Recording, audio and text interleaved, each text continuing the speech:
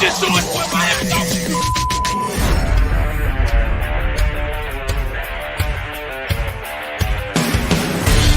The pressure, he's in trouble. Loses the football. The touchdown. Got it.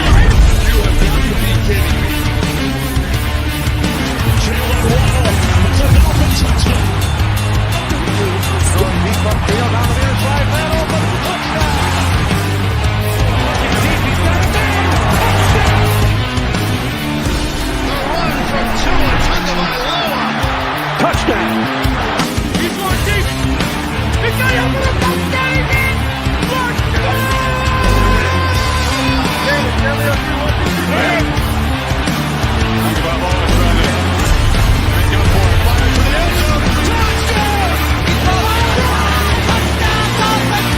Beautiful day to be a Dolphins fan. Let's go!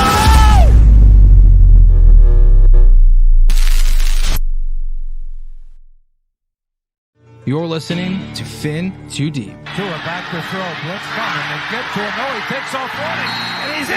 Touchdown, Miami. With the sixth pick in the 2021 NFL Draft, the Miami Dolphins select Jalen Waddle. Giving you unfiltered, informed, and controversial takes on the Miami Dolphins and the NFL Draft.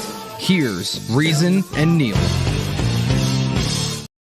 What is good, Fin Nation? What's good? It's your boy Reason. We are back here for another episode as we dive Fin Too Deep. As always, I'm joined by my host, Neal Driscoll.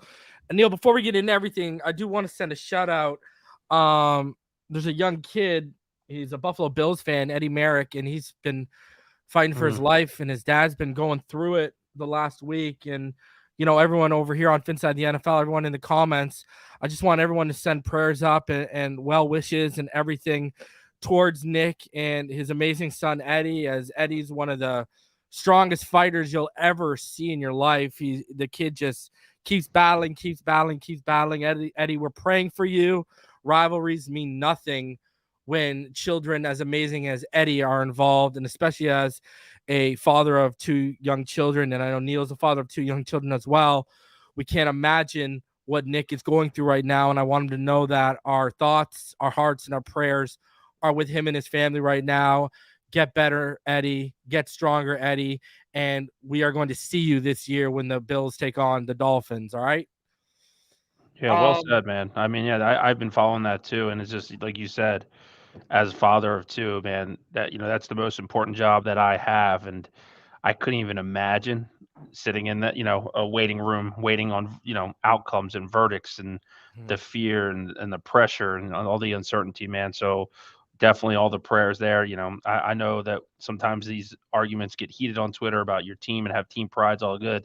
When it comes to the life of a young kid, man, none of that shit matters anymore. It's all, you know what I mean? I see that and I'm like, I mean, man, I wish there was something I can do, we could all do, but I think it's, the power of praying for the family, giving them some strength, man. But that is definitely, that kid, it is a courageous little guy, man. It's amazing the toughness and everything he's going through. Yeah, it's unreal, man. The kid's battling, man. So you got to give him his props. Let's get on to some opening thoughts here. Neal, how you feeling in a week where, on the Dolphins side of things, they finally got Cam Smith finished up, as well as, it came out yesterday that we never, in fact, made a big offer to Poyer, which going back to when that whole thing was going on, we said Poyer's going to have to take, he ain't getting 10, 12 million up here in Miami. That news came out yesterday. I just want to get your thoughts on it because we covered it on the finish line yesterday, but we didn't have a chance to get your thoughts on Cam Smith or that Jordan Poyer thing. And one of the things that Barry Jackson actually said in his article about the whole Jordan Poyer thing was actually the confidence they have in Brandon Jones' next step is one of the reasons why they were never inclined to offer big money. And you see they brought in Deshaun Elliott at a really good, reasonable price for us. Just your thoughts quickly on Cam Smith as well as the Jordan Poyer news. Yeah, I mean, getting Cam Smith to me done, it's a big move. He's the guy you invested the highest draft pick that you had in. There's a vision for how he's going to fit on this team, which allows Jalen Ramsey to kind of roam around the field, and I think that's a huge thing. And I think when you think about heading into the season, there's kind of three what I could say are like kind of pillars that you want to see some type of resolution before the season. The Christian Wilkins contract, the Dalvin Cook watch, and this Cam Smith deal. So getting as many of those things done before the season eliminates a distraction. Now he's got the contract. Now now it's time to go go earn the next one. And I think I think he's going to actually be one of the pleasant surprises of this entire draft, just under Vic Fangio's tutelage with the ability to learn under Xavier Howard and Jalen Ramsey. I don't know if there's a better from when you think about the leadership, if there's a better defensive secondary in football with the knowledge that Ramsey, X, and then Javon Holland, even though he's a younger player, he's ahead of his years in, his football IQ. So I think that's a good thing to watch. The Brandon Jones news, and, it's funny, we've been on these shows talking about upcoming free agents, and, I've failed to mention Brandon Jones numerous times, despite, he's a free agent after this year. I think we know he's the best blitzing safety in football, and, he got better as coverage, but, I think he makes plays, and there's definitely a vision for him. And, maybe he's a guy that you can bring back on a not too expensive extension. I think Deshaun Elliott's a great insurance policy for him, and we'll fight to see play in time.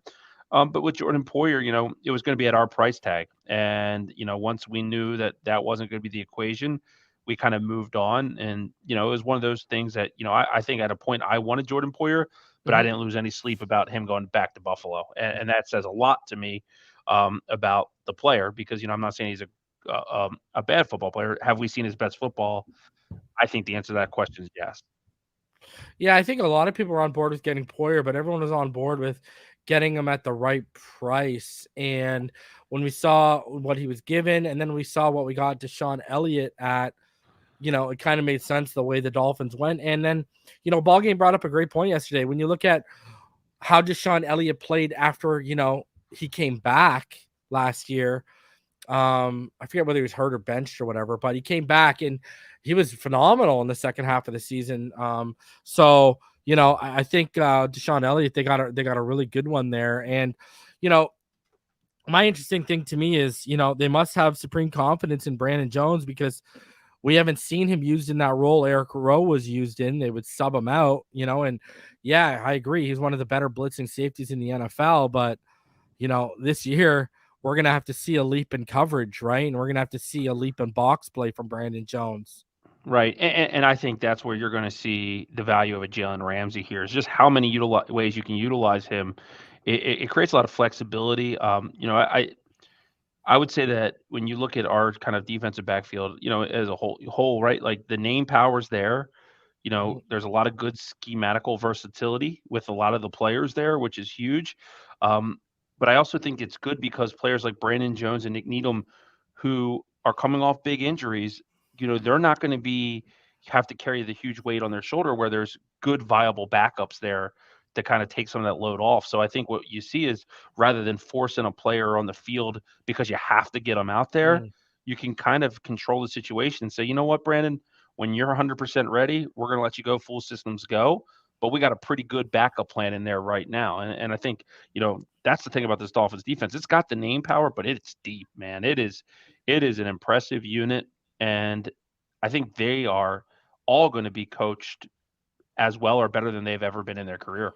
Yeah, because we did 3 players in dangers of being cut yesterday too as well. And I had Noah Benogany on the list, and Ball Game had Keon Cross, and because once like Trill Williams, I think Trill Williams was one of those players Jalen Ramsey was alluding to that can play that star role. When you see how he's used at Syracuse, he can play safety, he can play in the slot, he can play on the boundary, right? You look at Kader Coe, who I don't think he's there where he needs to be to play on the boundary, but you look at a guy like Cam Smith. Cam Smith looks like a guy that's going to be able to eventually be able to work multiple spots as well. And, it's going to be a nice steady rotation, but at the same time, we are going to need that next step from Brandon Jones. I mean, where we're coming into, what is this, year 4 for him, right? Yeah, because it's his last year of his rookie deal. Yep. So, he's going to need to take that step, because we're going to need to figure out whether he's going to get paid, right? So, and Deshaun Elliott, we're not locked into anything long-term on Deshaun Elliott too. Exactly, right? So they could turn around and reallocate resources to that position, and it could look, that strong safety position, that box safety spot could look totally different next year. And you also got a guy like, what step is Rowan McKinley going to take in year 2? Right. Well, Right? and it's interesting because the Dolphins are going to have a flux of cash at the end of the year. Mm-hmm. Jones wants a contract. I don't know if you've taken a peek. This is one of the better safety classes coming up that we've seen in a long, long time. Mm-hmm. You got the kid Mikumba from Clemson. There's James Williams from the U. There's the safety from Georgia. There's one from Southern Cal, Kalen Bullock. I mean, this is a really good safety class. A lot of versatility there. So it's interesting because, we've said this since all off season. You can't keep everyone, but I do think the Keon Crossan thing's a good point because the way I'm looking at it, right? Like, and I know The we'll money? talk the money. Yeah. Cause you look at the money, if you cut Keon Crossan and Salvin Ahmed, right, you free $5.5 million in cap space. Mm-hmm. And if Dalvin Cook is an option for us, that we think the ballpark is $7 million, that's a lot more palatable if you release those two guys. And I hate to say it because, I'm not losing sleep over losing any of those guys. And I think Keon Crossan was thrust into duty and did an admirable job at corner. He's a great special teams player. That's But what he is. I think you get Justin Bethel for a third of the cost. Mm-hmm. Yeah, I agree with that. Because Keon Crossan, really, when you look at the depth, he's nothing more than a special teams player right now, right? He's a special teams specialist. That's what you would label him as right now. He's what, quarterback 5 at best case scenario? Yeah, I think I got Noah as the reason why I haven't cut is he's corner 7 for me or something like that. Yeah, I don't see Noah making the team either. I mean, this is the put up or shut up year for a lot of these guys, and you don't go and draft a Cam Smith and bring in a Jalen Ramsey if you had any faith in any of that depth. So, because I'd take Bethel over Noah as well. Oh yeah, and if push came to shove, and you said, "Yo, you got to pick one on game day," I'd take Keon Crossan over Noah Benogany as well too. So if we're cutting Keon, Noah ain't that far behind. You know what I mean? I think there's an argument that Noah Benogany is one of the worst draft picks in the history of the Miami Dolphins. There was only one bright spot with that interception against the Steelers. I mean, that guy's getting burnt by freaking receivers that will be in the CFL. It's bad, man. And honestly, I wasn't a big fan of the pick when we made it. This guy just put him up in the likes of Pat White. It hurts to be Noah right now, huh? Well, I think, you got to think about it. He was drafted, 60 picks ahead of where Pat White went. You think about it. Okay. So is he worse than Jamar Fletcher and Eric Kumaro? You know what, dude? I don't know. I don't remember Kumaro well, but he's definitely worse than Jamar Fletcher. Jamar Fletcher sucked. He was worse than Jamar Fletcher. And we're all mad because who did we pass on for Jamar? Who did we pass on for Jamar Fletcher? Drew Brees. Yeah, Drew Brees. Oh my. And we passed on what? Jonathan Taylor and freaking DeAndre Swift and all these guys for Noah. And look, I'm not gonna. It's done, right? But that's what's always tapped me the wrong way, Neil. What happened? What conversation? This goes to show you how much Grier appeases his head coach. Because what the hell happened from the moment we apparently handed in our card and it's read DeAndre Swift at 26 to us trading back and taking Noah when DeAndre was still on the board. Clearly Flores got in Grier's ear. And if you're going to blame anyone, I would blame Flores. Cause I saw a lot of discord today on Twitter about Chris Grier and whether he's a good, people just complain about Chris Grier. And I'll say this, listen, I will say this. First of all, Chris Grier didn't get full power of this team till the teardown started, okay? People seem to be forgetting that Tannenbaum still was in place, all right? Mm-hmm. So he had a boss from 2016 to 2019, okay? That's A. B, I've said this, and I'll be consistent. You know me, Neil. I will defend Chris Grier to the ends of the earth except on two things. One, he never gets out ahead of contract extensions. And two, I don't like that. And then two, I don't like how he treats the offensive line like the running back position. That's it. I don't know what else to tell you. Other than that, and drafting falls into there too. By the way, drafting O-line falls into that, treating it like the running back position. So other than those two things, I mean, because I saw people trying to take away Neal. Oh, well, he didn't build the roster through the draft. Bro, so you trading draft picks is still a way of building a roster, bringing in veterans who can make an instant impact, whereas rookies are more question marks, is still building the roster. From 2019 to this guy went from a complete teardown to now we arguably have the best roster in the NFL. If that offensive line was set, one of those little points that I had that I won't defend him over, then we would no doubt about it have the best roster in the NFL. So, I mean, he's done an amazing turnaround in 4 years, and I don't know why people are trying to take away from him, because if you actually dive into it, Neal, what we just said about Noah, in those 4 years, he's built essentially 2 different rosters tailored to 2 different coaching staffs as well, right? And winning seasons, playoff berths, I don't know. I think Chris Grier deserves a little more credit than he gets for this reason, right? Our old regimes, how did they approach team building?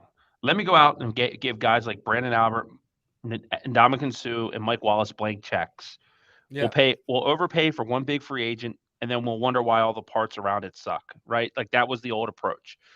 Chris Grier had a lot thrown at him. He was the GM they hoisted right in the middle of this big rebuild, and in year one, it's like, you get Christian Wilkins, and then in year 2, here's 3 first-round picks. Oh, by the way, we just traded probably the best safety in football in Minkah Fitzpatrick for pick 18 to the Pittsburgh Steelers. Go have at it, And Tua, we drafted him, and I think they drafted him thinking that he wouldn't be ready much his rookie year. I think they thought that was more of a year 2 play, and he came in earlier, and played efficient football, but. Let's not hold any bones. He missed big time on Austin Jackson and Noah. Outrageous. And, he did okay in round 2. Robert Hunt, Raekwon Davis, and he got Brandon Jones in round 3. So when you think about the 2020 draft, if it lands as 2 as a franchise quarterback, I don't really care. It's an A to me. It could have been an A+, but, he came back with a strong 2021. And what he did to make up for the misses that he had in 2020, and this is a good poker player's move, right? You leverage your resources, and you admit your mistakes, and you say, you know what? Great. I missed on 2 draft picks. So you know what I'm going to do? I'm going to go out and go get Tyreek Hill. You know what I mean? Like what you did was, because he made big moves, and having the players want to come here helps for sure. But you still got to execute those trades and then build a roster and try to have as complete of a roster as you can. The Dolphins went from when he inherited this team to the worst roster in the NFL potentially. It's up there. To right now having a top 5 at worst. Like you can't say that he's not doing a good job if that's the case. Now, I agree with you. Offensive line, like there's a philosophy and a fundamental error on how they evaluate offensive linemen. There's something wrong with their scouting department and what they value, and we're praying the new regime fixes that is what we're praying. So that's definitely the case, right? Yeah. Especially talk about it, Neal. You live in Baltimore. Look at they have some drafting philosophy and fundamentals in place since Ozzie was there, and they keep hitting, and they've been hitting for over 20 years because they figured out the formula, Neal. Well, you know what they do, dude? And it's something I wish the Dolphins did more of when it comes to the offensive line is they draft big, battle-tested guys that played at big schools. You think about guys just recently, like Ben Powers, who just became the highest-paid guard in football at Oklahoma. They got him as a 4th-round pick. They developed him the right way. You think about Ben Cleveland, who's from Georgia, who's going to be a starting left guard for them this year. Like they found Marshall Yanda was a 3rd-round pick from Iowa, who was a right tackle covert. Like they find people and they mold them the right way. Like and that's, to me, that's why like Baltimore Ravens have had this run of being a good bully, because they build in the trenches like that. Something and in New England under Dante Scarnecchia before he left, right? Because Baltimore does the same thing on the defensive line. They get guys that are kind of DN hybrid D tackles. They put them at a 5 technique and they flourish. You see them do it all the time. Justin Matabuke recently, and they, what, they haven't done it recently, but they used to find pass rushers, Matt Judon, Zadarius Smith. Like they just had a really good way of doing it. Like there's things that the Chris Grier has to do better, but you can't act like not every GM misses. Like, we're talking about the agree. Ravens. In 2000, Ozzie Newsome took Travis Taylor from Florida, number 10 overall. Like, that's a horrific Belichick's pick. misses. Let's talk about Belichick's misses, Right. right? So there's always, if you expect perfection, and I feel like we're geared to that as a fan base because we want to have that soap opera talk on social media. Like, if Yeah. it's not perfection, we gotta go and crucify it and criticize it until it becomes a old hat. But like the reality is, if you look at Chris Grier's batting average, and you have to take the trades in consideration, because draft picks, free agency money, Name a bad trade he's made. they're all resources, right? You Like, know? yeah, they're resources. And if you utilize your resources correctly, like, for example, that Tyreek Hill, the reason I think the trade's amazing, the player drafted in that position was Cole Strange from Tennessee Chattanooga, an offensive guard. And we got Tyreek Hill with that. Like, you have to look at everything in the Well, and context then of it. do you remember on draft night what players were actually going for compared to what we traded for Tyreek? Like, do you remember what AJ Brown had to go for? Players on draft night, teams were playing a higher premium for top 10 receivers, but receivers not on the level of Tyreek. They were paying a higher premium with higher draft picks on draft night than we were for arguably the best athlete to ever play that position, right? Like I said, name a bad trade he's made since the Tunsil trade, whether sending out or bringing in. He's made really good trades. People are going to see the Bradley Chubb benefits this year. Watch. Well, I couldn't agree even more. I actually think that Bradley Chubb might end up this season the best player on the defense. And the people are like, "Oh, you're crazy. The contract's too big." Like, the market is the market. Chris Grier didn't create the market. The market is the market, man. Like, it's look, that's the cost to get a double-digit sack guy who's a multi-time Pro Bowler. That's what it cost. Like, Tyreek Hill, we had to pay him $30 million a year. Well, look, what do you think? Tyreek Hill's going to come here and just say, "You know what? Thank you for trading for me. I'll play for free." Like, that's just not going to happen. So I think Chris Grier's done a really good job. There's work to be done. And if this goes well, Reason, in this 2-year window or 3-year window that we have goes the way we want, where you're going to see his best work as a GM, I think, is how to rebuild it if they have to tear it down. So, if you win a Super Bowl, usually there's a big teardown that comes after it. Yeah, and I see what you're putting in there. I mean, you can't not give him credit when. Well, because someone's out here saying, he can't draft to save his life. The guy got Waddle, Holland, and Phillips in his first 3 picks in the 2021 draft. They're arguably 3 of the brightest young stars at their respective positions. And he 1, 2, 3 banged them in a row. And when he can't draft to save his life, what are we talking about right now? That's not true. It's offensive line where he has issues really hitting them. That's where he has it. Eichenberg, Austin Jackson. You can make the case. We've already gone over Noah Igbinoghene. If you think that was a Grier pick, I got news for you, and I got Ocean Beach property in Antarctica to sell you as well. Right. Well, look at his draft. Like, before and we'll move on from him. But like, if you look at his history of first round picks, right? The first one that he made on his own was Christian Wilkins, who was arguably a top 5 defensive tackle in football last year, who's about to get $23 million a year, right? So that's a hit, right? You look at the 2020 draft. Tua Tagovailoa is a top 10 quarterback in football. He's your franchise quarterback. We haven't had one of those in 23 years. Like, I don't know how that's not an A+, right? Whether you think Burrow or Herbert's better, that doesn't matter. You got a franchise quarterback at a pick where you needed to. You could have been Chase Young. You could have had Jeffrey Okudah. You got Tua Tagovailoa. You didn't. You know what I mean? You got a good player. Sure, Austin Jackson, failure. Noah Igbinoghene, failure. But when you bounce back and you take Jalen Waddle, Robert Hunt hit. Yeah. Well, in the first, you got Jalen Waddle and Jaelan Phillips. You leave 2021 as your first round picks. That was the best draft that whole year. And Jacksonville got Trevor Lawrence, and I still say getting Jaelan Phillips and Jalen Waddle is better. Then you go to 2022. We didn't have a first round pick, right? But it is what it is. I mean, we've traded those first round picks for tremendous resources because it's Tyreek Hill. And if you tell me that Tyreek Hill is your first round pick, I mean, I would actually say that at worst he's an A in the first round since taking over in 2019 as the guy in charge of making the picks. Yeah, the Wilkins one people seem to forget about, right? Like, that was his first pick. And every Dolphin fan, Wilkins is in the majority of the 80% of those Dolphin fans. He's like in their top 3 favorite players.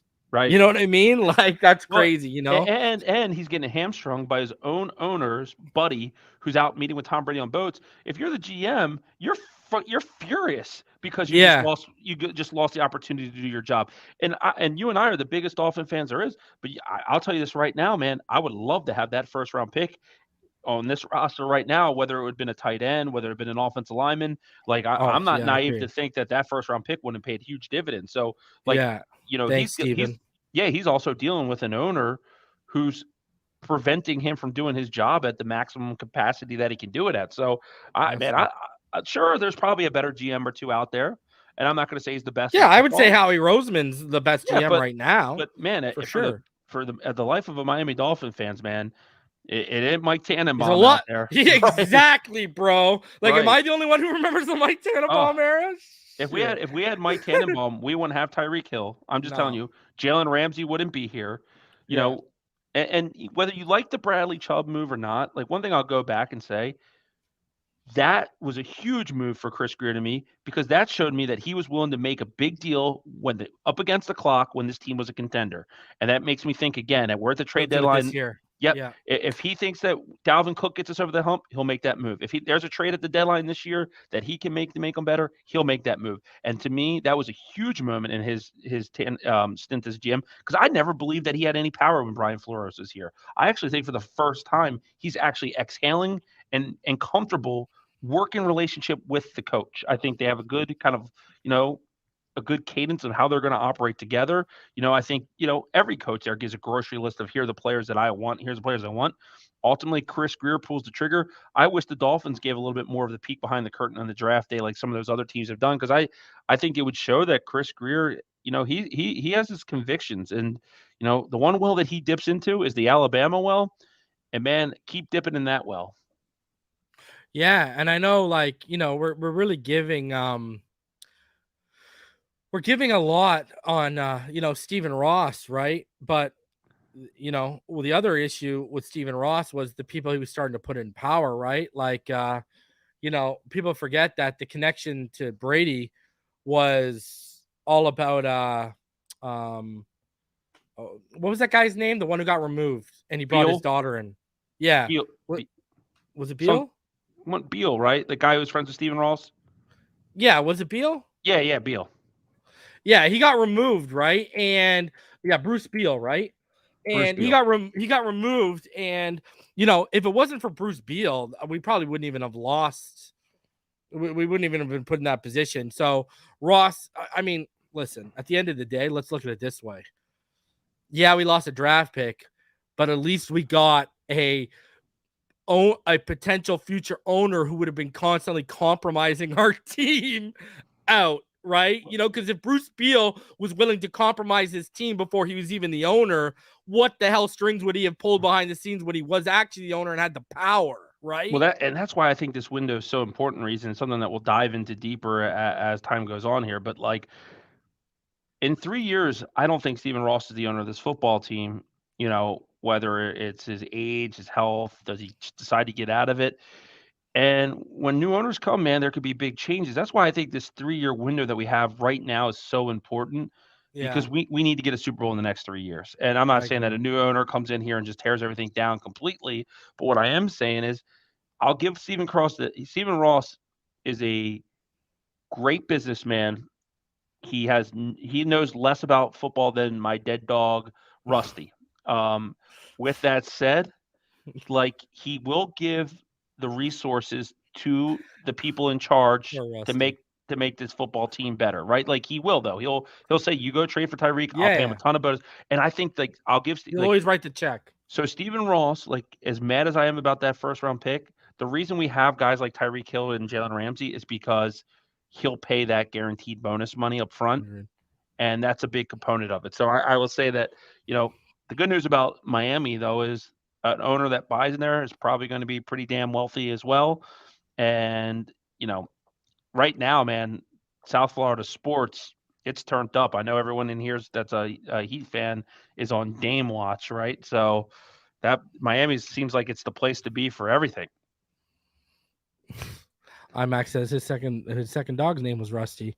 Man, I had to pull Rusty out of the street literally after he got hit by a car. It was awful, man. I was like 11 years old. His eyeball was hanging out of his damn head, Oh, dude. bro, where are we going here with this, bro? Man. My dad was out of town for work, and that's where I had to learn to be a man. I had to go get it. It was awful, man. Well, on that note, over 380 of you in the room, please smash that like button. Subscribe if you're new. Let's start getting into this. Let's get into it, what everyone was talking about a couple hours ago, and we'll get into what we know about this. So what happened was on Instagram, Dalvin Cook's agency posted this, and it said David Furones and everyone into a blaze. What does this mean? What's going on? And I've confirmed, and I've talked to, they've got offices out in Miami, and listen, let me put it this way.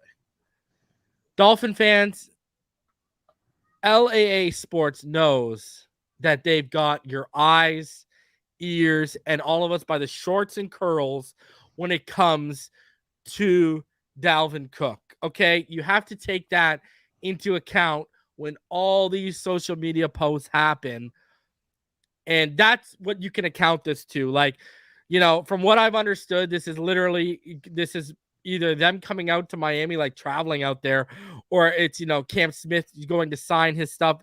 But I've been told this has nothing to do with Dalvin Cook. There has nothing has changed on that front from what I've last reported and what's last been reported publicly about Dalvin Cook. Everything is at a standstill right now. But I saw everyone on Twitter just losing their oh my god, what's going on? I emojis.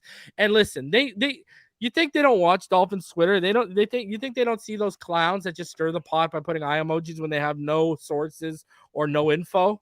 They know what they're doing, guys. So the number one job of an agent in the NFL, it's kind of twofold. It's to get the player what he's worth, and to get the player what he wants, right? Mm-hmm. And the agent's job is the ultimate sales job. He's got clients, they have resumes of what they've done, and your job is to try to get them the maximum dollar where they want to be, right? And players in today's world have more power than everything, right? Like Jalen Ramsey practically forced his way to Miami. We're seeing in the NBA headlines, Damian Lillard's practically forcing his way to Miami. You're right. They know the audience they have. They know by putting that, like, I understand why people want to run with it. From my knowledge, the Dolphins and Dalvin are $2 to $3 million apart. That's where they've been. And, I don't think there's much that's going to happen in the immediate future unless one side completely caves, which when you think about where we are in the calendar year, we just hit July 4th here. You're about over a month away from the training camp really getting, set. Nothing could happen for the next 30 days, and it's not a good thing or a bad thing. Like, Dalvin has a price. The Dolphins have interest. The Dolphins aren't at the price. But the intriguing thing here, Reason, is no one's at the price. Yeah. Because, I think that you've seen teams, a lot of teams have been floated that interested. I would have to believe that if Dalvin had a price tag that he wanted, he would have taken it. If the only thing is, I want to be a Dolphin and I'll accept less to be it. Like that, to me, there's not a lot of things to go. Like this agent they know what they're doing. And you know what? I think it's funny and smart. Like that's what you do. You get people riled up, because they're keeping interest. They're keeping. Well, here's another thing. Right? The Dolphins have people on Twitter that pay attention. Oh, the Dolphins aren't dumb. They're, look, we see them as an NFL franchise. They're a world-class, multi-billion-dollar organization, right? Like when you have that, you have resources. You know what your fans want. You know what your audience wants. It's one of those things. I think we're going to be preaching patience. We're going to probably have 3 or 4 more of these shows before I think Dalvin Cook signs anywhere, because if you're in Dalvin Cook's situation, what you're going to probably do is the week before training camp, look at the offers you have on the table, weigh it, where do I want to be, and move forward. So I think we got a couple weeks before we know anything. Yeah, and like I've been saying, when I told everyone what I heard, I heard the exact number we offered them of $4 million per year with incentives to get up to 7. And I heard that, from another person, I heard that his camp felt that was disrespectful, that their first offer was quote unquote disrespectful. And you know what I mean? But the thing is here, I've heard the Jets are not far off from what we're offering. I've heard every team is in that $4 to $5 million range right now. No one's coming up. Our biggest threat, I've been saying it. Our biggest threat is going to be if the Jets get into training camp and they realize one of two things. Breece Hall ain't going to be good to go week one, or Breece Hall will be good to go for the first 8 weeks, but he can't carry a heavy workload. Right. If that happens, I expect the Jets to prop up their number. And where the thing that flips on that is, I've been told privately from Cook's camp, from people in Cook's camp, he doesn't want to go to the Jets. All right. I've also stated, I know the Jets are one of the teams he declined to visit with. He doesn't want to go there. But if every other team is offering you $4 to $5 million and the Jets come up with a $7 or $8 million salary that can get you up with incentives to $10 million, where do y'all think he's going? Yeah, and I think that's a great point. And I think it's I think the Dolphins want to have a certain cap figure that they carry over to next season, because I think they view that as being able to keep somebody. And I don't know what player it is, but I think for the Dalvin Cook move to happen faster, you're going to need a corresponding move or two. Like if you do get the Wilkins extension, and Barry Jackson, I saw him posted, they've been in conversations for months, he said. Yeah. I saw that the other day. So it's like, which is nothing new. We've known this, right? Yeah, remember the heat we got from some people when we told them they were far apart? Right. Well, if they were far apart, why is it not done right now? Well, we're heading into the middle of July almost. And the deals get complex, not just because of total money and guarantee, but the structures. We'll say that till we're blue in the face here. Like these to us, we're fans watching these deals. People are actually stroking these checks. These are big money investments. When you're guaranteeing people $80 to $100 million, man, you need to be careful what clauses you have that can get you out. If you're a player, you want to find every clause that you had to keep you in and get you more guaranteed. But if you do get a deal done with Christian Wilkins and you release a Keon Crossan, there's your $7 million to get Dalvin Cook, plus you keep the $12 million you have. So there's moves that have to be. There's moves that are going to be made. Like I will say this, I think the Dolphins are such a good roster. There's going to be surprise cuts this year, like ones that we're like not looking at coming. Like, I'm trying to think out loud here, but like I would say, like for example, if Channing Tindall doesn't turn it on, he could be a surprise cut, because we have 53 men that are going to suit up on Sundays or 48 plus 5. If you're not, I think with Vic Fangio coming in town, there's a little bit new sheriff on the defense where there's not a lot of patience for young players.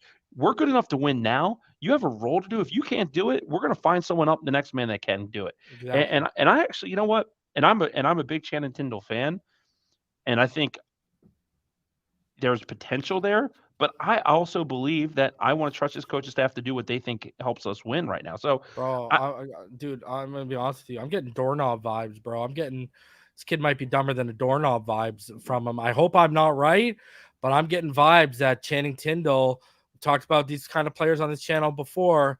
He might be one of those meathead guys. I really hope I'm wrong, but the vibes and the things I'm hearing is he's not picking it up. And if you ain't picking it up when the pads aren't on, what happens when the pads come on?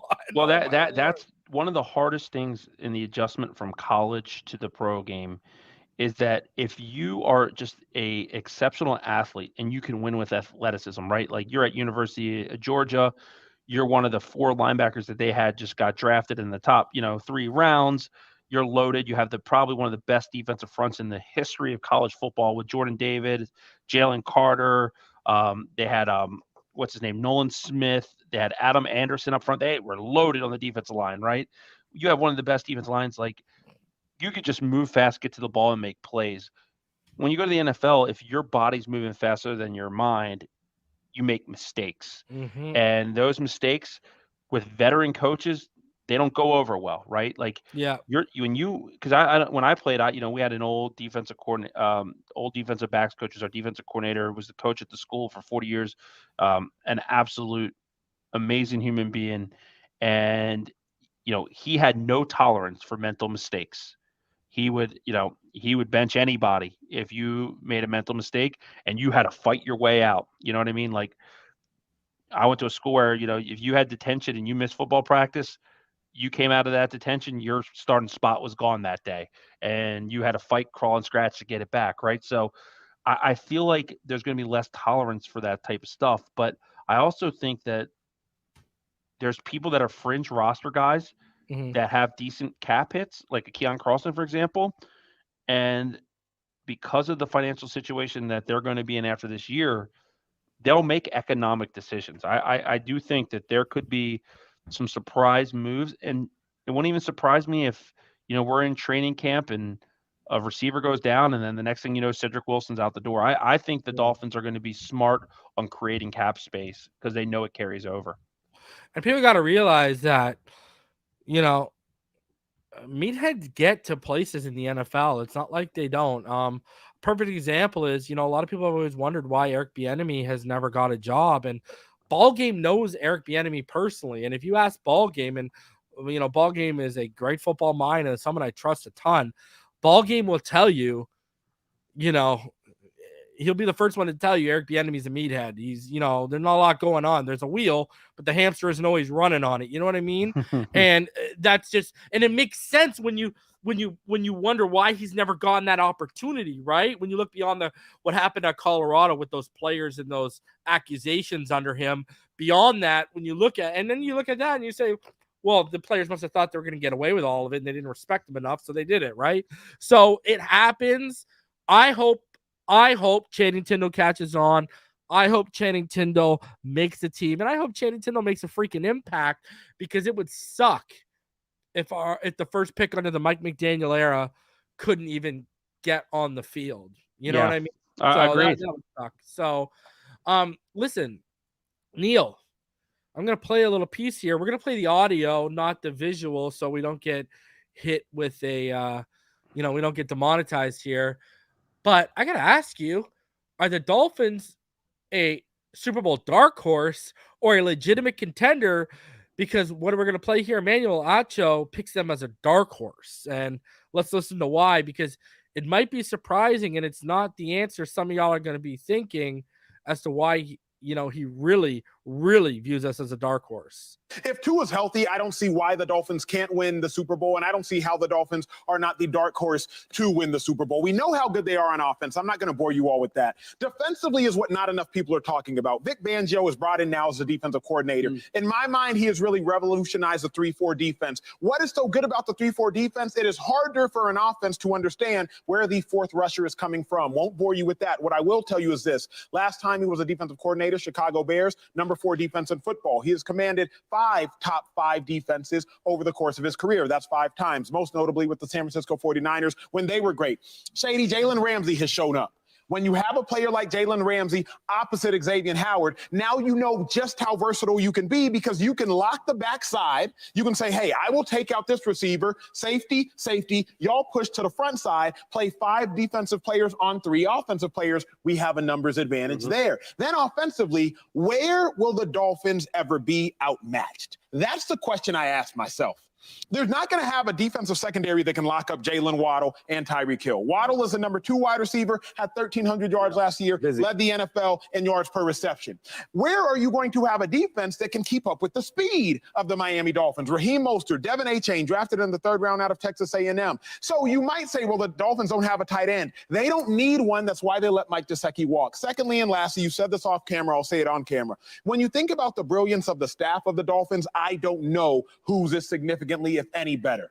Mike McDaniel, one of the most brilliant offensive minds the game has seen. Vic Fangio, one of the most brilliant defensive minds the game has ever seen. I don't know a team, Shady, that can step on the field and have a significant advantage at any important position group over the Miami Dolphins. If Tua's healthy, bro, I mean, and he's not wrong. And what I love is that Emmanuel Acho even talked about he didn't hold back on the staff. And why that matters to me is because for years we've been saying the personnel needs to be upgraded around him player-wise, but the personnel on the sidelines needs to be upgraded just as much. And they brought in brilliant minds. They brought in brilliant players, Ramsey, Hill, Chubb. We can go over the draft picks, Waddle, Holland, Phillips. They brought in brilliant players. They brought in brilliant minds to the sideline. And I agree with him, Neal. Where on the key positions maybe your defensive line can outmatch our offensive line, but with the way we've set up the tight end room, we can send in 2 extra blockers and we can still hit you with speed, even if we're limiting the amount of offensive weapons. There's still going to be, you can catch me if you can, right? So we've set this room up where, okay, your defensive line is getting the best of us early on. All right, let's go 2 tight ends. Let's go roll the packages out. We will just add extra blockers, and our running backs know how to block, and we will start setting the tone in the trenches then if we have to. Like, you can see the way this team is built. It's built brilliantly with brilliant minds on the field and on the sideline. And that's why I agree with everything Acho said, Neil, except one thing. We are not a dark horse. We are a legitimate contender. We are no dark horse. We are not sneaking up on anyone. If anything, I've been watching since February when we started making moves into March. We ain't sneaking up on no one this year if Tua is healthy, Neil.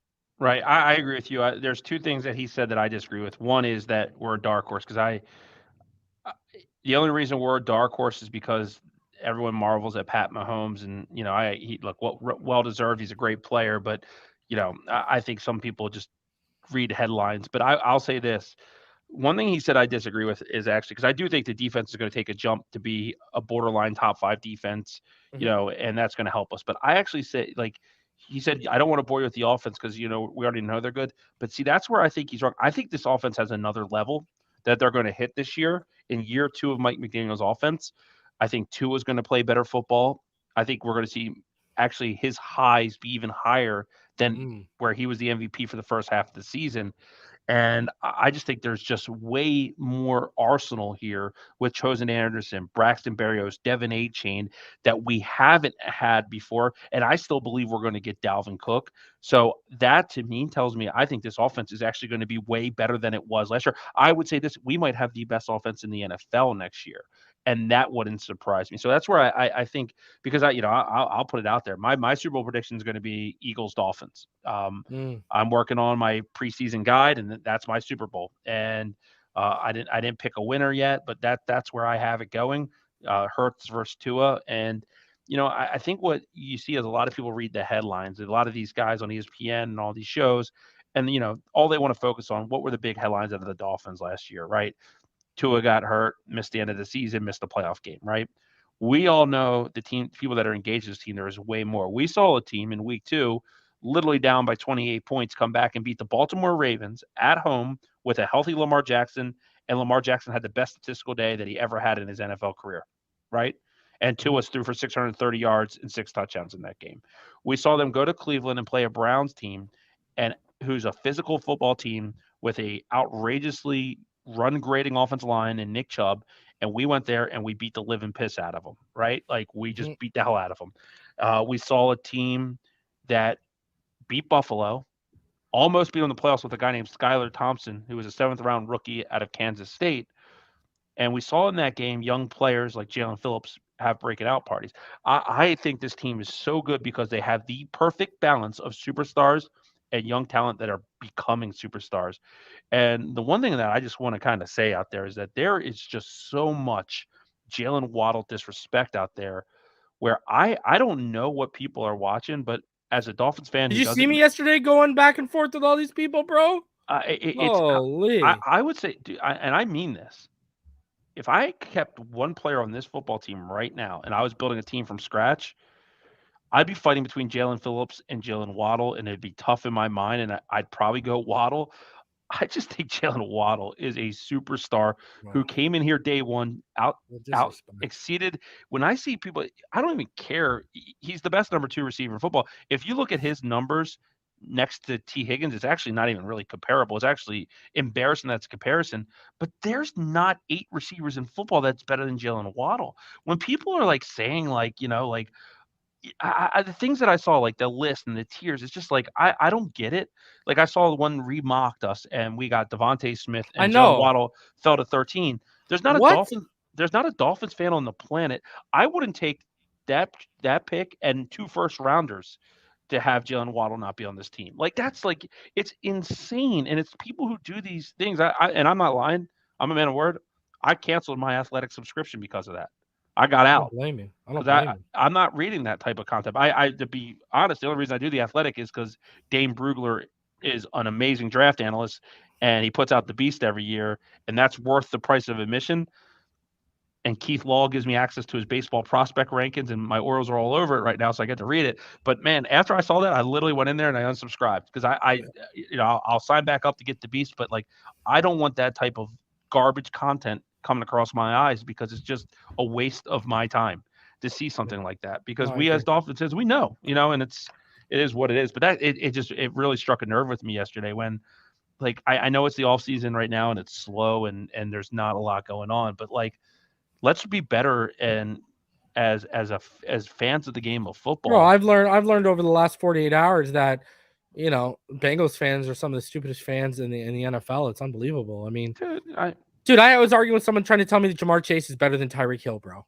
Are you crazy with me right now? And they tried to tell me Jamar Chase was a better athlete than Tyreek Hill. I'm like, are you ridiculous right now? Like, you're talking about a guy. How many times did he finish in the top 5, top 10 a year with the highest next gen stat clocked speeds? Like, what are we talking about right now? Tyreek might be top 5 ever. Tyreek might be the greatest athlete that's ever played the position. What are we talking about? These people are just delusional. Well, and that's what I think. The one of the things I've seen on Twitter is like, right, like it's like the fan bases and they go in these spaces and it's Jets versus Bills. No, you know what I hear? Neil? This is how dumb they are, Neil. Well, Chase missed more games. He missed 5 games last year. Okay, but he had more targets and he had more receptions than Waddle, and he finished with less yards per catch, and 1 more touchdown. Oh, but he still missed 5 games. So what? He needs 5 more games. So what? He needs 50 more receptions and 100 more targets to beat Waddle, and then he's better? Like, well, what are we going to see? That's what I'm saying. People don't realize targets and receptions. When you have more of those, even if you have less games played, why is a guy with less reception and less targets blowing you out of the water? And then that same person will argue with you and send you a picture, concussed Tua with his fingers curling and making fun of it. And it's like unbelievable. You're using that as an excuse for Jamar Chase, but you're mocking it to someone else. And it's just, for me, man, that's where I want to focus on the Dolphins because I don't have to worry about the Cincinnati Bengals. And when we do, I think that's not going to be fun for their fan base. Like all of us that want to fight, like, it's going to be output there every Sunday. We're going to know who's the best at the end of the season. And, they're going to break the record this year. They're going to break. I think Tyreek Hill and Jalen Waddle are going to break their single season receiving duo record. And you know what I did you know what I did yesterday? I said, let's, I didn't tweet out because I was waiting for someone to respond and then I was going to hit him with it. Okay, let's add in Tyler Boyd. If you add in Tyler Boyd, okay, that's 325 targets between Chase, Boyd, and Higgins. Okay, 287 targets between Hill and Tyreek. Guess what?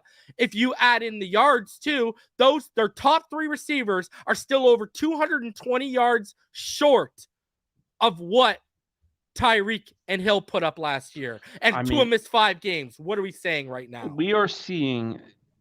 I'm just trying to think this through, not to be like we are seeing one of the best receiving tandems in my lifetime. Lifetime.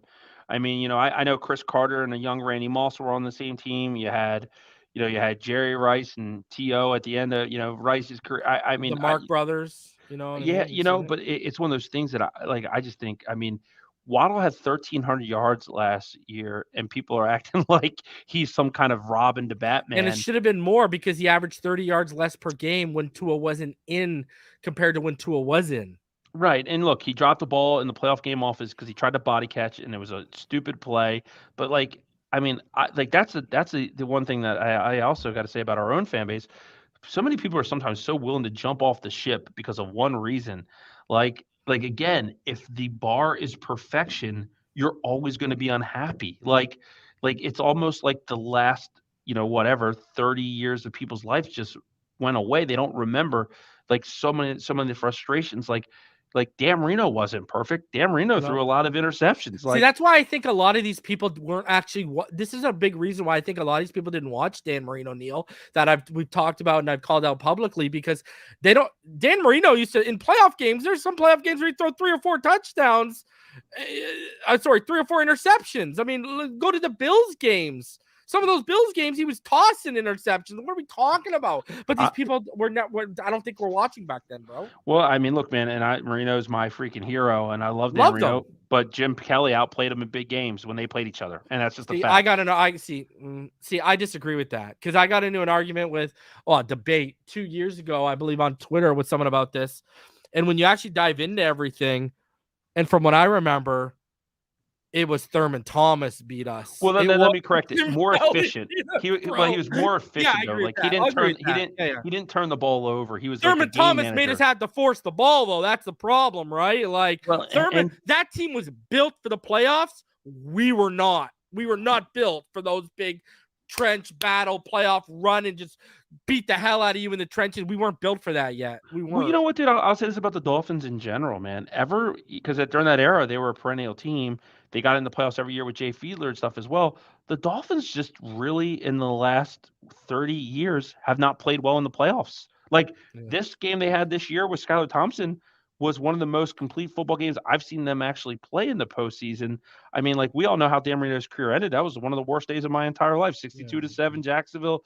Like, you know what I mean? And then you think about we get in with Chad Pennington and the Ravens steamroll us. Like we just haven't played, because you know why? We always, in the post-Marino era, we always ended up backing into the playoffs. That's why I don't think this team's a dark horse. I think this is a team that can kind of insert its own will. Yeah. Still, my favorite number is because of that. My favorite number is 13. My football number was 13. My hockey number was 13. My baseball number was 13. It was Dan all day, baby. Oh. All right. Finally here. Goat here. I want to show this. He's the goat in Miami, man. Yeah, for sure. Finally here, Jaelan Phillips. Check what he was asked about Tua, and this. Why I want to just show this was this highlights the belief the defensive players have in Tua. Neal, it's one thing for us to show Waddle talk about him or he'll talk about him.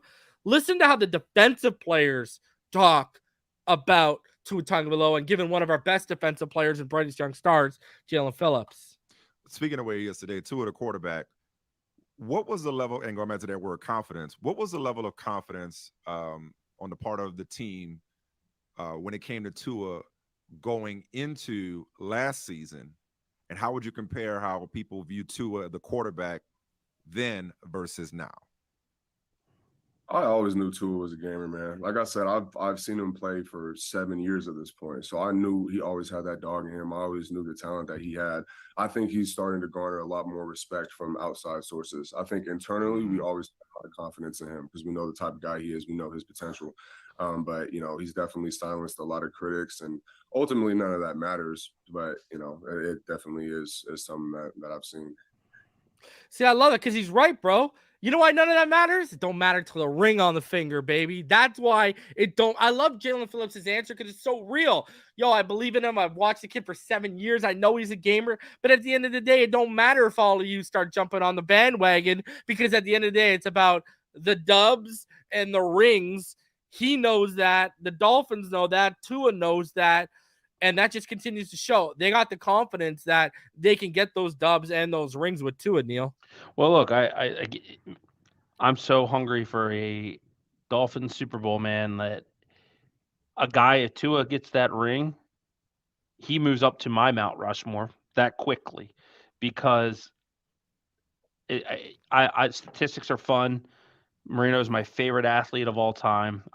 If I could have any wish in my life that didn't directly impact my family, my wish would be that Dan Marino got a Super Bowl. Like Yeah, to me, I'm right there with you. I love Dan Marino, and it pains me to see guys like Elway get them, and like a guy like Joe Flacco get a ring when like Dan didn't. But I think the beauty about Tua and the Dolphins this year is kind of that chip where, like, the Dolphins are a close-knit team. They know, what people say about Tua compared to Burrow and Herbert. They see these rankings. And wouldn't it just be just delicious irony if Tua's the first guy to get that ring And the next month they're on ESPN. They're talking about how great Burrow and Herbert is. And then, we can all just sit there and post pictures of Tua with a freaking Lombardi. Because at the end of the day, player rankings don't mean anything to me. Records don't mean much to me. Stats don't mean anything to me. Nothing's like winning a championship, man. And I know you've experienced with the Penguins when the Caps did it in 2018, dude. I'm not joking. I missed 4 consecutive days of work. That included the Cap ended on a Thursday. I missed Friday, and then I was so hungover, I missed the Monday and Tuesday afterwards. When I was at Maryland my sophomore year and we won the national championship in basketball, man, being there for that, like that energy, like was out of body experience. Like, I was one when the Orioles won the World Series, so I can't claim that one. But like, just when the Dolphins come back, like when the Dolphins beat the Ravens last year, and I was at that game, man, for me, that meant almost as much to me as watching the Maryland Terrapins win the national title when I went to school there, and the guy who did it was Juan Dixon, and I went to high school with Juan. And I still cared more about a regular season week 2 Dolphins win than I did about a Maryland championship, man. So it's like I think I know there's a lot of people that have that type of passion, but I like when I say my family's my life, man, but the Dolphins keep me sane. When I have a break from my family, and I know you do too, I'm grinding. The reason I watch the draft is because I'm trying to evaluate who I think the next player that's going to be wearing the Dolphins jersey is. Yeah. To find that one, I have to go through 300 or plus just to find the guy that. For sure. But at the end of the day, man, it's that's what's special about this team, and I think it's all right to put your chest out and be excited about this football team, because a lot of fans have earned this, man. Like it has been. Like, dude, I literally was prescribed medicine at one point in 2007 when we were 1-15 because I was fucking clinically depressed from it, man. Like it was like everything around me, my and relationship. I still taped every game. And because I would work every second weekend, I would avoid spoilers, and I would come home and I'd watch every game. And I'll never forget it when that Welker game happened. Right, my girlfriend, her dad at the time, said, "Oh, Jordan's gonna be real happy tonight when you see him." And she showed up, and I got home from work, and she's like, "Yeah, my dad said you're gonna be really happy." I said, "Yo, why are you spoiling this?" Right? So, anyways, I start watching the game, and I look at her. I'm like, "What is your dad saying I'm supposed to be happy about, huh?" And then the Welker return happened, bro, and I just lost my mind, dude. That's how you know you're a hardcore fan. You lose your mind when the season's lost over. I used to love Wes Welker. That was my little white boy. That's what I used to call him. Hell yeah, man. When your team wins on a Sunday 1:00 game, right? And you just are kind of watching the 4:00 to watch football and keep up with your fantasy, man. Like all day, man, I'm happy as hell, man. I go to work. I come into work Mondays, man. I'm like bringing donuts and coffee for the office. I'm all happy. I'm hugging everybody, like loving life. Dolphins lose. High-fiving babies. Boom. Boom. If the Dolphins lose, the rules of the house is daddy's downstairs. He's going to need a couple hours. Yeah. And like, that's it. It's crazy that a team can do that to your emotions. But when you care and you're invested in something, you can. And that's what, like, I think, one of the things I'm proud about that we're doing is we're trying to create that to be, a positive community, that we have people that are like us, that, we're engaging, we're talking about this team that we all love, and, we're going to win together, we're going to lose together. But at the end of the day, it's fun, man. It's fun to be engaged in your team. And like when you start to see it work, and I think that you would agree with me, in the last 2 years, I've really started to see it click, the team building aspect, the culture change. Like as much as Tyreek Hill's great and Jalen Ramsey, to see the culture of the Dolphins change from a team that just spent money and hired any first-time coach to come in here to actually having a guy like Mike McDaniel come in here, do what he's done in such a short period of time, like the commitment he showed to Tua, like that's where everybody else in this fan base should have been committed to Tua, was when Mike McDaniel was committed to him. Because if you weren't before, like that, those type of bonds are very special. And like when the Dolphins win the Super Bowl and we're looking back at this in 12 months, all those little components that got us there are going to be things. And Mike McDaniel is no short of receiving praise for that, because to come into this team the way he did, man, like I think we could just do a whole podcast on Mike McDaniel, because there was imperfections in his game management last year, and he'll get better with that. But man, did that guy have a lot on his plate. And dude, he hit it and passed with flying colors, man. So fins up, man. This is going to be the most fun year I think I'm ever going to experience as a Dolphins fan. That's how I'm looking at it. I gotta play something before we get out of here. We got something just came across my thing. Have you seen this Florio thing? No. Do I want to see it? I'm gonna play it for y'all quick because it just goes off. Who's the one that's been telling all y'all what the deal is? I'm gonna play this clip for y'all right now. Give me 1 second. Let me pull it up, okay? Because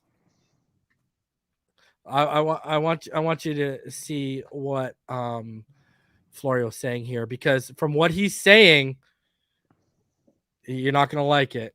You're not gonna like it. Basically, we're gonna show this here, and this is a report from Florio that the Jets are gaining momentum with Dalvin Cook. So let's play this before we get out of here. I'll just play this because we got to play this one. This is based off of what we were going earlier. Jets have been gaining momentum as we get closer and closer to camp. And the Jets are a team that I was aware of as a potential destination for Cook weeks before he was actually cut. The Breece Hall angle is why they'd be interested in Cook. Which I've been saying we for don't how long know now? how healthy Breece Hall will be. We don't know if he'll be ready week 1. They've said all the right things, but we don't know. We just don't know. It's a lot of eggs to put in one basket. What do they have behind Breece Hall with all the investment that they're making in Aaron Rodgers? And if you could get Dalvin Cook for a reasonable contract and pair him with Rodgers and that passing game and that defense that is very good, that helps the Jets stand out in the AFC East, a very difficult division. And if the Dolphins are the other destination for Cook, there's a net benefit beyond just getting Cook. You're getting Cook if you're the Jets, and you're keeping him from Miami Dolphins. Well, every coin has two sides, right? So that last part he adds is true for the Dolphins as much as it is for the Jets, that they can keep him away if they sign him, right? And I agree that Dalvin Cook's a great football player, but here's the thing, and I think he's better than Breece Hall, so I'll say that. But I think for Dalvin Cook, he makes way more of an impact in Miami than he does in the Jets, because when Breece Hall is healthy, the Jets are going to make him their number one running back, and Dalvin's going to be their number 2. Here, he's the clear-cut number 1. So I do think – I think the Jets are a legitimate threat to Dalvin Cook, and you've said that longer than anyone on the airwaves. So yeah, I think they're a legitimate threat.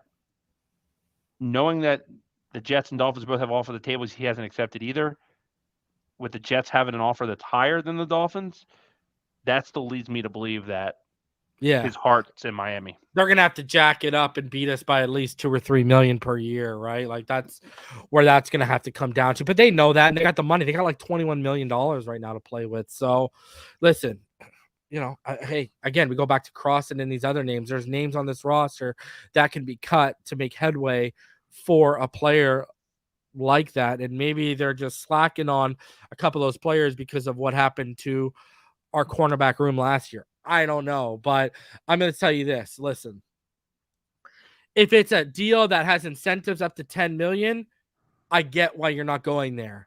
But if they're only going to beat you by $1 or $2 million, and this is a $7 million deal, do not let him go to a division rival, because the flip side of what I'll use another flip side, like you said. The flip side of what Florio said is keep him from Rodgers and keep him from the Jets. If the Jets are down to Breece Hall, don't let them get a viable replacement. Don't.